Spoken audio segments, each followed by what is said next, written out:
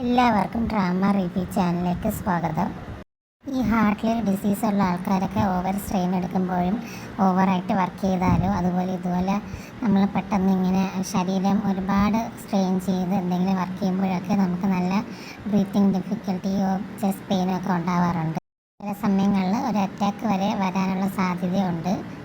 Heart disease ഉള്ളവർ നമ്മളെപ്പോഴും എന്ത് ചെയ്യുമ്പോഴും അത് കെയർഫുള്ളായിട്ട് ചെയ്യണമെന്ന് നമ്മളെ ഡോക്ടറായാലും നമ്മളടുത്ത് എപ്പോഴും പറയാറുണ്ട്. ഇവനാണെങ്കിൽ കാറിൻ്റെ പിറകെ ഇങ്ങനെ ഓടുമ്പോഴാണ് ഇവന് പെട്ടെന്ന് ചെസ്റ്റ് പെയിൻ വരുന്നത്. ചെസ്റ്റ് പെയിൻ കാരണം ബ്രീത്ത് എടുക്കാനൊന്നും പറ്റാതെ ഒരുപാട് കഷ്ടപ്പെടുന്നുണ്ടായിരുന്നു. നമ്മൾ പെട്ടെന്നൊരു അറ്റാക്ക് പോലെ വരെ അല്ലെങ്കിൽ ഇതുപോലെ ഫെയിൻ്റായിട്ടൊക്കെ വീഴുകയോ ഒക്കെ ചെയ്യുന്ന സമയത്ത് നമ്മൾ ഫസ്റ്റ് CPR കൊടുക്കാനായിട്ട് നോക്കും.